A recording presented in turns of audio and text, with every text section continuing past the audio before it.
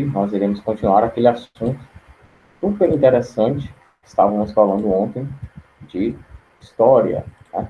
Sobre o tal do achamento do Brasil, né? Já que não foi necessariamente descoberto, já tinha gente morando aqui, essa terra aqui já tinha donos, né?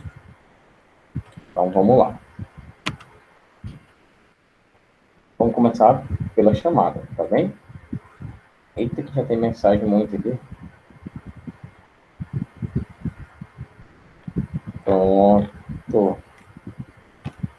Essa aula aqui passa muito rápido. Vamos lá. Lembrando, eu vou começar pelo A, tá certo? Vou começar pelo A, tá bem? O Alan, eu já vi ele ali. Ana Cidelli se encontra. Ana Cidelli. Ana Gabriele Mendonça. Antônio Wesley. Ariellen. Ariellen não se encontra. Francisco Wigner. Gabriel Ribeiro Sampaio. Giovana Oliveira. Isabela Evelyn. Esse Jennifer é Isabela Evelyn? Tá. João Mariano.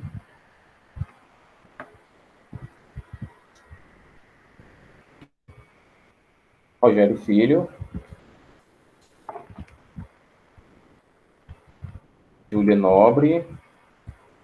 Lara Isabelle.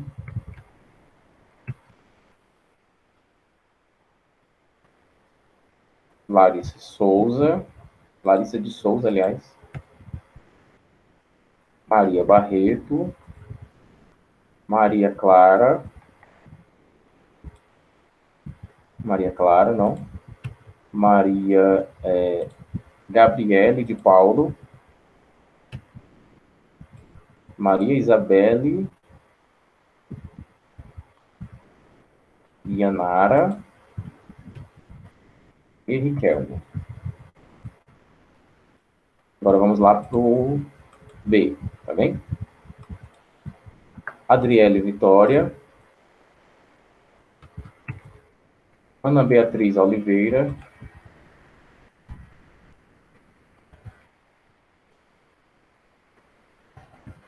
Ana Beatriz Rodrigues. Ana Cecília.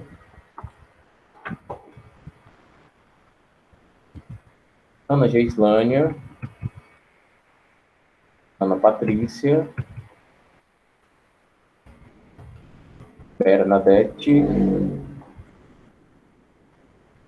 Diego. Laís Maria.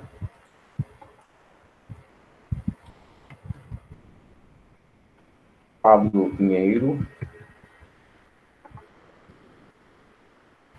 Raipone. Raíssa. Walter Nascimento.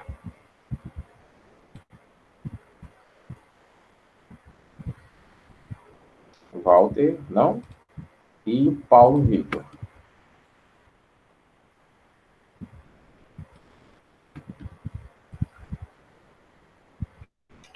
Pronto. Agora sim, vamos lá. Continuando, nós vimos que, só para a gente retomar o assunto, tá? Antes da gente pegar no livro, mas só para quem já quiser se apressar e abrir o livro, página 175, tá bom? Página 175, vamos lá. A gente viu o seguinte, a gente viu que, junto de Pedro Álvares Cabral, veio uma espécie de escrivão, né? De mensageiro do rei. E a gente notou que ele fez uma carta, né?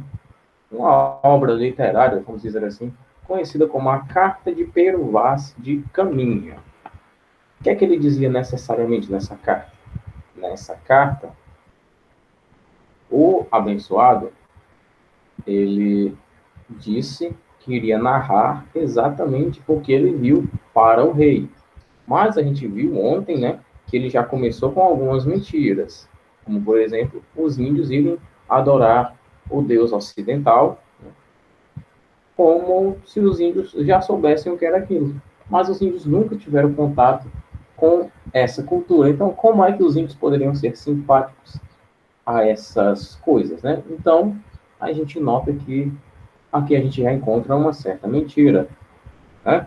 A gente nota também, né, lá no final da carta, como eu falei para vocês, que o Pero Vaz sugeriu para o rei, né, depois de ter bajulado demais o rei, sugeriu que aquelas novas terras, e o Pero Vaz disse, as suas novas terras, meu rei, vossa majestade, poderiam ser usadas para o senhor mandar os desgarrados para cá, né, exilar eles de Portugal. Desgarrados seriam os criminosos, como eu falei para vocês. E o Pero Vaz tinha um sobrinho que tinha sido condenado à prisão. Ele tinha um sobrinho que era um criminoso. E Pero Vaz deu essa sugestão para o rei porque era melhor para o parente dele, né, para esse sobrinho, ser exilado e ficar livre nessas novas terras, no caso o Brasil, do que ficar preso, trancafiado lá em Portugal. Então a gente nota aí, né, que o primeiro documento feito em solo brasileiro já vem com o crime de nepotismo. Vocês sabem o que é nepotismo? Nepotismo é quando acontece muito na política, né? É quando aquele político favorece a sua família, né? Sai dando emprego pro pai, para a mãe, pro irmão, pro primo, para a tia, pro cachorro. O cachorro vai virar cão de guarda das escolas, dá emprego para todo mundo. E isso se configura como crime de nepotismo.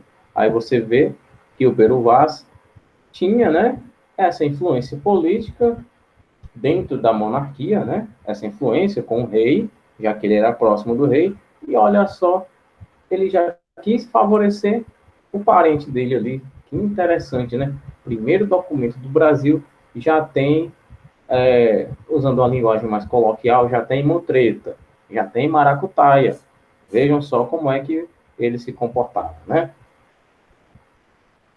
Lembrando, não existe esse negócio de jeitinho brasileiro, não, tá? É jeitinho português. Foi eles que trouxeram essa cultura para cá. E o Pero Vaz falou bastante, e bastante mal, dos índios, que se comportavam com muita má educação, se comportavam como selvagens. Mas, olha só, a gente tem a tal da convenção social. Aqui no Brasil, a gente tem uma convenção social de quando chega num conhecido seu, você aperta a mão, né? Em alguns outros países, isso é extremamente anti-higiênico. Eu não preciso apertar a tua mão, camarada, para te cumprimentar. Eu falar, olá, tudo bom? Já basta, né? Mas aqui não, a gente pega a mão, balança o braço da pessoa, que a pessoa se sacode todinha. Isso em outras culturas é até falta de educação. Em outras culturas, você só olha para a pessoa e cumprimenta, certo? Temos uma convenção social para cada cultura, né? Em outras culturas, os homens se encontram, dá um beijo na bochecha do outro e sem problema, tá? Sem problema, tá tudo ok. Não é nada que vá ofender a masculinidade. Então, a gente tem convenções sociais. A convenção social dos índios, eles não se cumprimentavam com aperto de mão. Os portugueses tinham seus modos de se cumprimentar, né? Os portugueses tinham seu modo de cumprimentar. Aí o português chega aqui, quer cumprimentar o índio com aperto de mão, com sei lá o quê, e o índio olha assim. O índio não, nem fala aquele idioma. Como é que o índio vai reagir de uma maneira simpática, que seja convergente com a cultura do português? É claro que não. Aí não, Pero Vaz falou muito mal do índio e muito mal da Índia, tá certo? Muito mal das mulheres. O primeiro documento do Brasil também vem carregado de um teor extremamente machista, certo? É isso que a gente tem no documento feito por esse abençoado e interesseiro português. Vamos lá. A gente tinha parado, pessoal, no parágrafo abaixo aqui da figura, tá certo? A coroa portuguesa sabia que era questão de tempo Só para contextualizar, só para a gente não entrar no livro agora. Atenção, atenção. Portugal foi o pioneiro, né? Foi quem começou a expansão marítima, século XV, como a gente sempre fala, né? E os outros países começaram um pouquinho atrasados, né? Portugal achou essas terras e sabia, já já outros países vão explorar o que há além do mar que eles enxergam, além do horizonte. Então vamos tomar de conta desse Brasil aqui, dessa terra aqui. A coroa portuguesa sabia que era questão de tempo até que outras nações iniciassem sua política de expansão marítima em direção às terras brasileiras, o que poderia colocar em risco o domínio português. Assim, buscou organizar algumas expedições pelo litoral brasileiro, na tentativa de encontrar as minas de metais preciosos, porque, como eu falei para vocês, havia uma necessidade. Professor, o senhor irá corrigir a atividade? Com certeza, tá certo? A gente está só dando aquela contextualização. Professor, pode falar, Raíssa, pode digitar também. Vou sim, tá certo? Só para a gente encerrar essa página aqui, que eu não queria deixar esse assunto aqui aberto, né? Porque quando a gente for, antes da gente passar para as expedições exploradoras, a gente corrige a atividade, tá? Antes da próxima página, a gente corrige. Continuando, nós vimos que aqui já era um período histórico que estavam dando valor para as moedas, né? Eu não tenho nenhum aqui, mas vocês entenderam. Estavam dando valor para a cunhagem, para a impressão, né, de moedas. E para fazer moeda de ouro, olha só que informação fantástica que vocês vão ter aqui. Para fazer moeda de ouro, eu preciso de ouro. Incrível, né? Para fazer moeda de prata, eu preciso de prata. Ninguém pensou nisso. Olha só, olha só. Claro que eu precisava de ouro. E o ouro já tinha acabado aqui, então eu vou procurar em outro local. Era isso que a coroa portuguesa estava fazendo. Vamos procurar minas de ouro nessas terras brasileiras, porque já já vai chegar aqui, ó, italiano, inglês, holandês, vai chegar francês, vai chegar de tudo aqui. Vamos explorar logo tudo que a gente tem aqui para explorar. Entenderam? Por isso que eles foram circundar o litoral em busca de minas de ouro, de metais preciosos, né? E inicialmente não foi encontrado. Eles ficaram frustrados, né? Em contrapartida, acharam um bem valioso, né? Que era o pau-brasil, de onde era retirada uma tinta vermelha que servia para tingir a roupa da nobreza europeia. Entre 1500 e 1532, o extrativismo do pau-brasil foi a principal atividade econômica portuguesa. Esses 30 anos foram chamados de período pré-colonial, ou seja, quando ainda não existia um processo de colonização como nós conhecemos.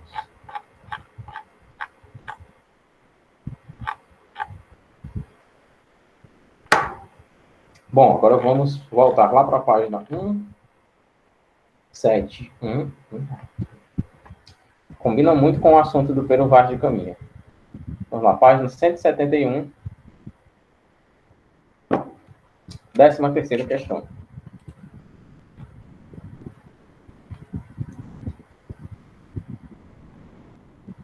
Página 171. Exatamente.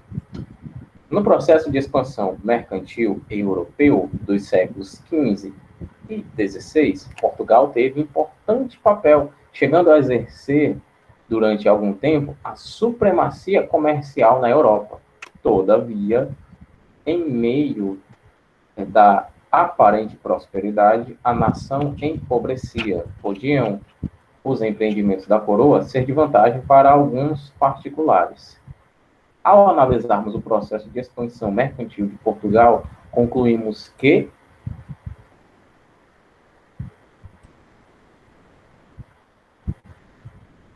quer falar alguma coisa, ô Raíssa? Tá não? Tá ligado? Faz o seguinte, clica no chat para ver se a minha câmera aparece.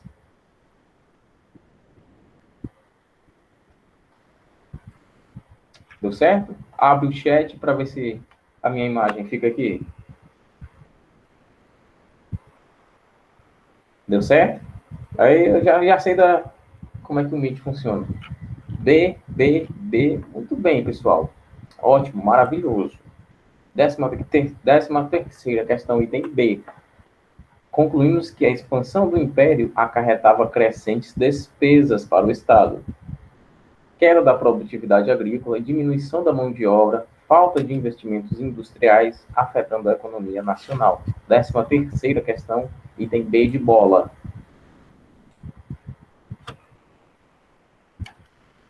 14ª questão.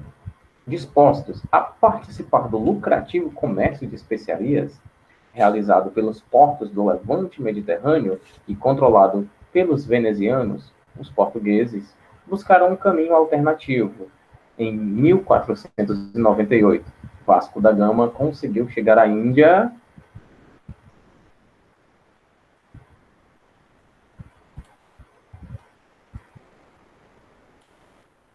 Olha que tem no texto, hein? Ó.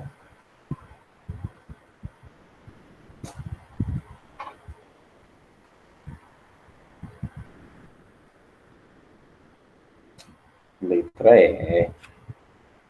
Circunnavegando a África, ou seja, circulando o litoral africano, tá certo? Circundando, né?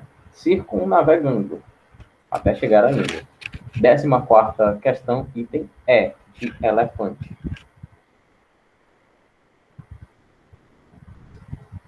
15ª questão. Quem quer passar além do bojador, tem que passar além da dor. Deus ao mar o perigo e o abismo deu, mas nele é que espelhou o céu.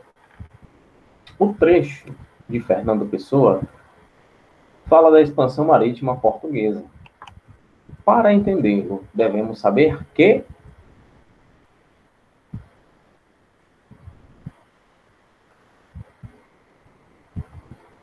Décima quinta questão, meus queridos. Letra C. Muito bem. O abismo refere-se à crença, então, na época generalizada, de que a Terra era plana. Num determinado ponto, acabaria fazendo os navios caírem, né? Aí a gente nota que algumas pessoas ainda vivem mais ou menos ali na Idade Média, né? Para acreditarem que a Terra é plana. E não é possível que as imagens da Estação Espacial Internacional não bastem. Não é possível que a sombra redonda da Terra na Lua não baste, né? Não é possível que a curvatura da Terra, que faz com que nós, aqui próximos da linha do Equador, recebamos mais calor, não é possível que isso não baste, né?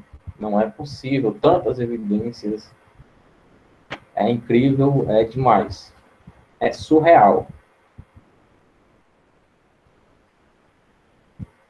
15ª questão, letra C, tá bem? 16.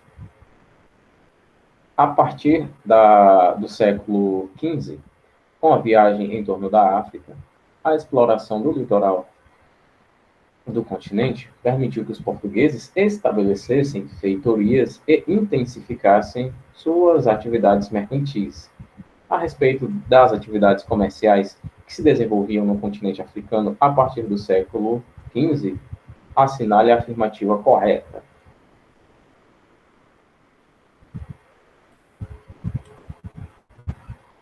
A Terra é quadrada? Alan, tá que nem o Kiko naquele episódio do Chaves, que estava pedindo uma bola quadrada. 16ª questão, letra B. Letra B, muito bem. Vocês estão demais, incríveis. As rotas saarianas haviam sido intensificadas com a expansão islâmica e articularam-se ao processo de expansão comercial, que envolveu também as rotas asiáticas de especiarias.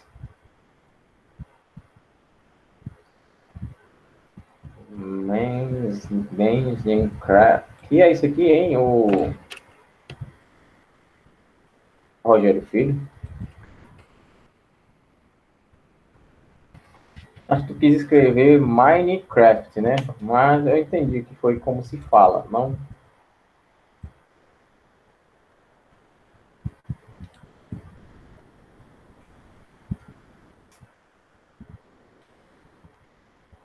Vamos lá, pessoal. Questão número 17.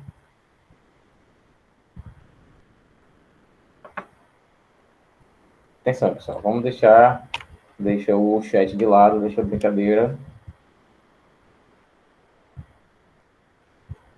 17ª questão. A expansão marítima e comercial portuguesa, se, como concluo que acontecerá, persistir essa viagem de Lisboa para Calicut, que já se iniciou, deverão faltar as especiarias às galés venezianas e aos seus mercadores.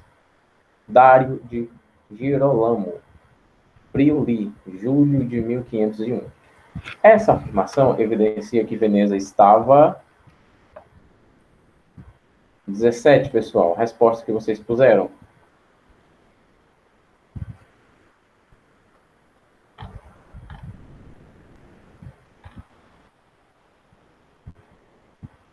Letra B, viu? Letra B. Tem uma cor diferente, pode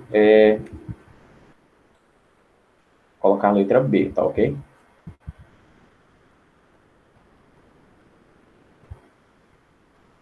Tá ok, Alan. Qualquer coisa, pega as respostas com alguém ou assiste a aula no canal, tá certo?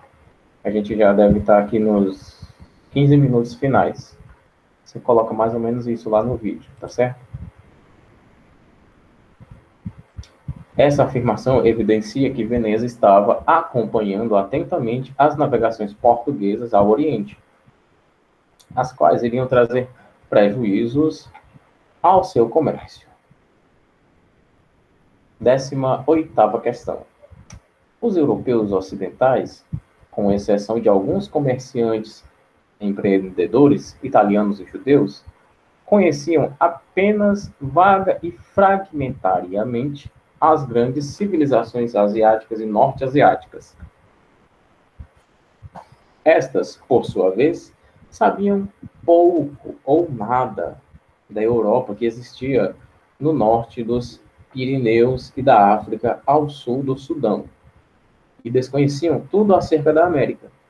Foram os pioneiros portugueses e os conquistadores castelhanos da orla ocidental da cristandade que uniram, para melhor e para pior, os ramos diversificadores da família humana. Acerca da expansão marítima e de suas consequências, podemos afirmar que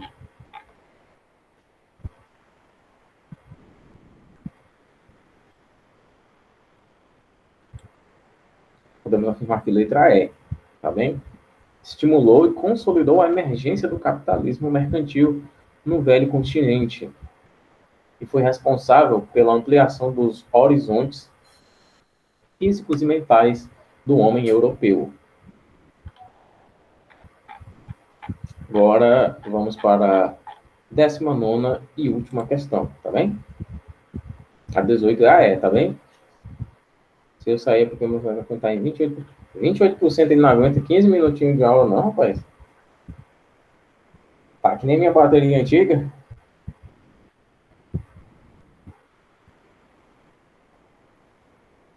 19ª questão. Sobre a conquista espanhola da América nos séculos XV e XVI.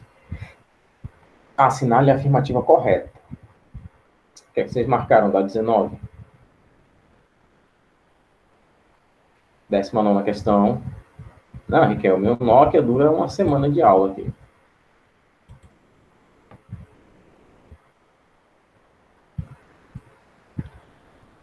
Olha aí, tô vendo que uma, duas, três pessoas já acertaram. O meu, Raíssa, tava desligando, tava igual uma televisão, tirou da tomada, morreu. Não sustentava a energia, sabe? 99% de bateria carregada, tirou da tomada e morreu. Aí o problema era a bateria. Tive que trocar. Nada como furar a quarentena para ir trocar a bateria do telefone. Agora, voltando para a questão, né? Não me esquecendo. Item B é o correto. Não, agora, desde ontem que ele está aguentando a carga que ele levou ontem. 19 é o item B. O ano de 1492 foi crucial não só pela chegada de Cristóvão Colombo à América, como também pela conclusão da unidade da monarquia espanhola, levada adiante pelos reis católicos, com a conquista de Granada, último reduto muçulmano na península.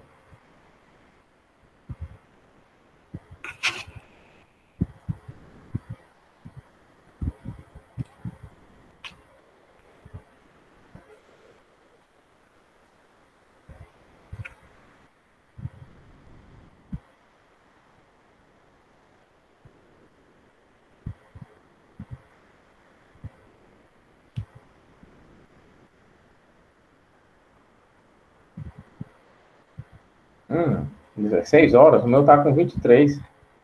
Bom, vamos lá. Encerramos a atividade, né? Página 173. Só para concluir. Questão 19, item B de bola. Tá certo? Vamos terminar de ler a carta mentirosa. Raíssa, é o seguinte. A carta,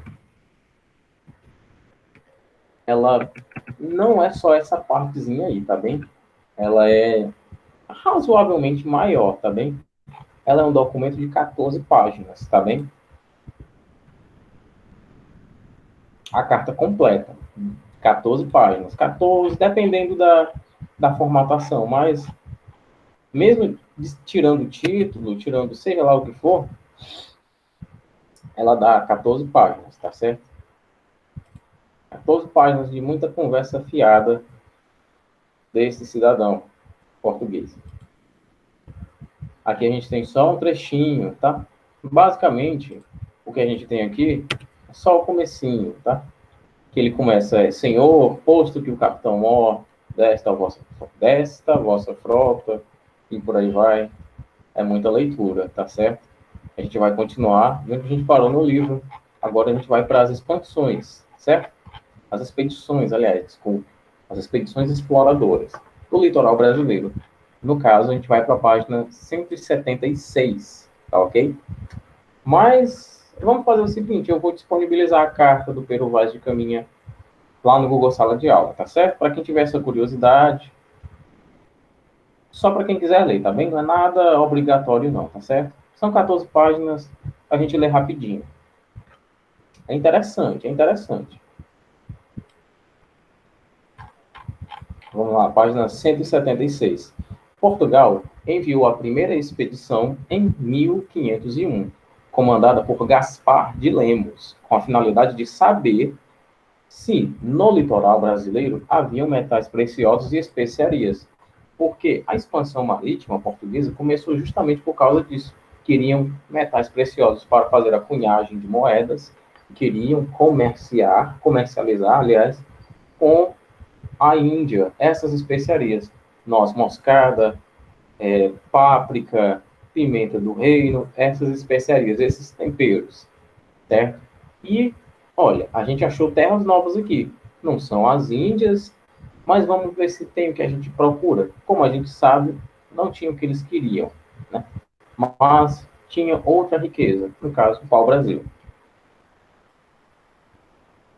O interessante é que Pedro Álvares Cabral ainda não havia retornado da viagem que o fez, aliás, chegar ao Brasil. A expedição percorreu o litoral brasileiro, chegando até o atual estado do Rio Grande do Norte, que foi batizado como Cabo de São Roque.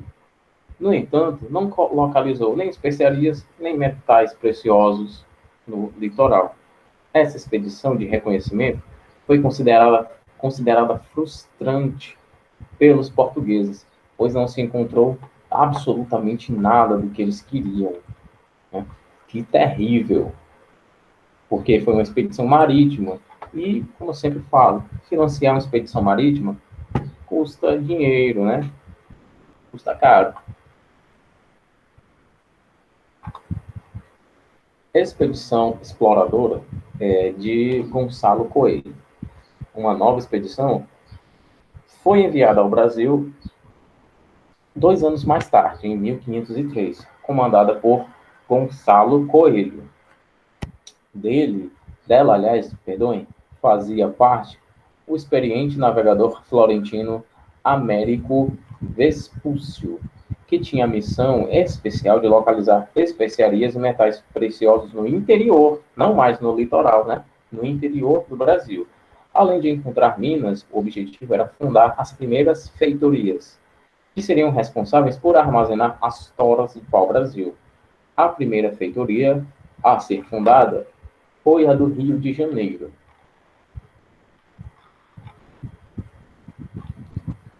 Américo Vespúcio, na próxima página, tá? 177, que tinha a função de registrar os costumes e a cultura dos povos indígenas, bem como relatar a geografia e o ecossistema brasileiro, tratou de, tratou de afirmar que seria bastante caro para a coroa portuguesa investir economicamente no Brasil.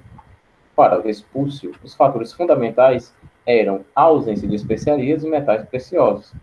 Só existia pau-brasil, que, embora houvesse em grande número pelo litoral, não seria suficiente para gerar lucro à coroa portuguesa.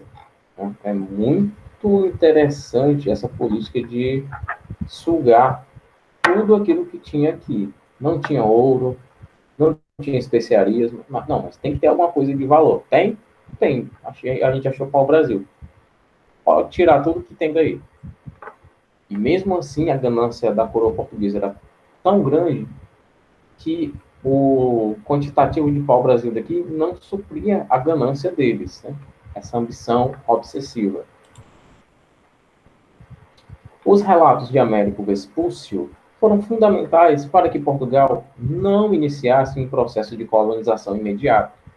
Na verdade, estimularam mercadores a realizar o processo de extração do pau-brasil. Portugal, então, concedeu a exploração aos grupos particulares, que, em contrapartida, pagariam com parte da produção à coroa portuguesa. Os exploradores também tinham a obrigação de montar exércitos que protegeriam o litoral brasileiro de possíveis invasões estrangeiras. Até aqui, pessoal, tudo ok, tudo tranquilo, tudo calmo,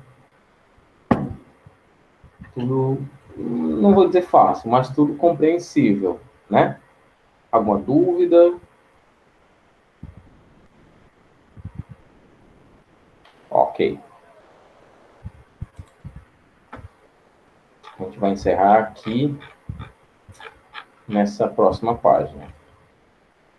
Expedições guarda-costas de Cristóvão Jacques. As primeiras expedições brasileiras, inicialmente, provaram que não foram encontrados metais preciosos e especiarias.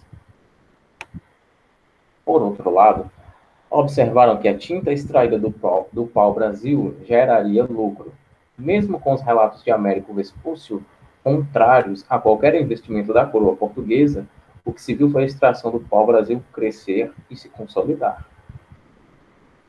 Isso despertou ainda mais interesse da coroa, mas também de aventureiros que extraíam a madeira sem pagar imposto a Portugal, o que causava grandes prejuízos.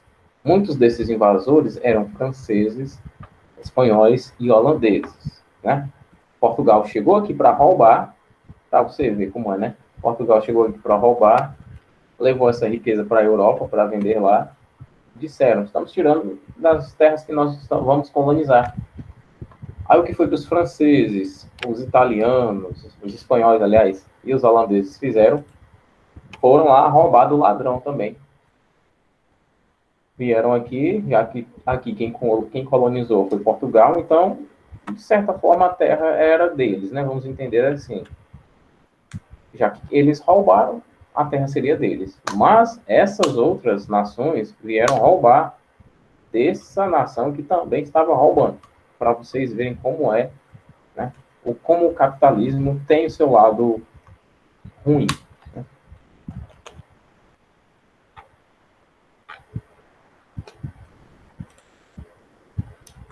Nossa, eu conversei demais. As invasões ao território brasileiro despertaram forte preocupação na coroa, que temiam perder o controle da situação, perder o poder no território brasileiro. A tentativa de diplomacia entre Portugal e França não deu certo, e a solução foi enviar as chamadas expedições guarda-costas, que tinham a função de proteger o litoral brasileiro e expulsar os franceses ou qualquer outro invasor das terras brasileiras. Quem liderou essas expedições foi Cristóvão Jacques, entre 1516 e 1519. Duarte Coelho fundou a feitoria de Igaraçu em 1516 e, entre 1526 e 1528, Cristóvão Jacques fundou a feitoria de Itamaracá. Olha, a gente tem 2 minutinhos e não dá para explicar a próxima parte, não. 1 minutinho só agora. Só rever aqui a chamada, olha. Os que estão faltando aqui no B, tá? Aliás, os que estão faltando no A. Eu não pus o nome. Se tiver aqui, fale, tá? Só os que eu chamar aqui, se não tiver, tá? Ana Cidelli, não vi, né? Não está. Antônio Wesley, Ariellen Calixto, Gabriel Ribeiro, Giovana Oliveira, Maria Clara, Maria Gabriele, Maria Isabelle e Maria Yanara. Desses que eu chamei, tem algum aqui? Não, né? Lá no B, quem está faltando era só a Laís Maria e o Walter Nascimento. Eles estão aqui presentes? Laís Maria, já achei aqui ela. Pezinho de presença. Walter Nascimento. O Walter parece que realmente faltou. Bom, pessoal, essa é a nossa aula de hoje, certo? Já pode sim sair. Quem quiser sair, já pode sair. Nosso assunto bem interessante, né? Quebra um pouquinho do que a gente aprende, né? Do que nos é ensinado. As coisas realmente aconteceram de uma outra maneira, tá certo? E é importante a gente saber disso. Bom, é isso. A gente se vê, infelizmente, só na quinta, né? Eu não tenho aula com vocês na quarta-feira, o que é uma tristeza imensa. Mas quarta-feira a gente se reúne novamente, tá bom? Um abraço em todo mundo e até a próxima.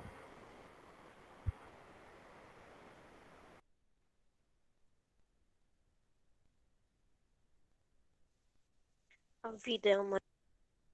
Meu Deus do céu. A vida é uma ilusão.